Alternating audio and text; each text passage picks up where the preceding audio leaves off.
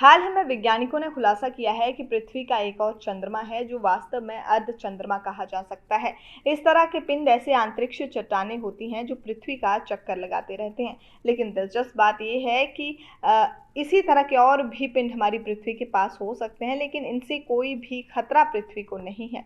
और ये संदेह नहीं होना चाहिए कि जो स्थान हमारे चंद्रमा का है वो कोई और नहीं ले सकता है। वैज्ञानिकों ने 2023 FW13 की पहचान हवाई के हाले आकला ज्वालामुखी के शीर्ष पर स्थित पैन-स्टार्स टेलीस्कोप का उपयोग करके की है।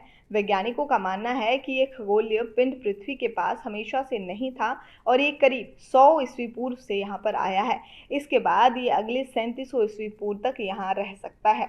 इसके अलावा पृथ्वी के एक और अर्धचंद्रमा 469219 कामो भी पृथ्वी के पास है, लेकिन दोनों ही अर्धचंद्रमा फिलहाल पृथ्वी के लिए किसी तरह का खतरा नहीं है। अर्धचंद्रमा या अर्धग्रह हम इसे कह सकते हैं, इसलिए भी अलग होते हैं।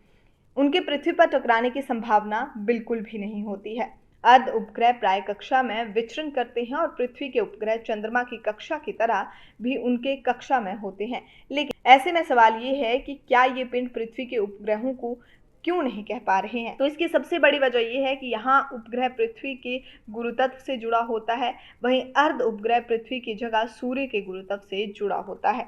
2023 FW13 चंद्रमा से काफी ज्यादा अलग है क्योंकि ये चंद्रमा की कक्षा से दूर पृथ्वी के हिल स्फीयर में बाहर रहता है। ये वो इलाका है जहां तक उपग्रहों की अपने गुरुत्व में प्रभाव रख सकते हैं। पृथ्वी का हाल स्फीयर 15 लाख किलोमीटर के त्रिज्या वाला गोला है, जबकि 2023 FW13 और पृथ्वी के बीच की दूरी 25.75 लाख किलोमीटर की है। दूसरी बड़ी बात यह है कि ये दूरी करीब 0.18 खगोलीय इकाई की दूरी पर पृथ्वी का 2023 FW13 की गति पर बहुत ही नगण्य प्रभाव होता है। इसका मतलब यही हुआ कि उसका पृथ्वी से जुड़ने संयोग के अलावा कुछ भी और नहीं हो सकता है।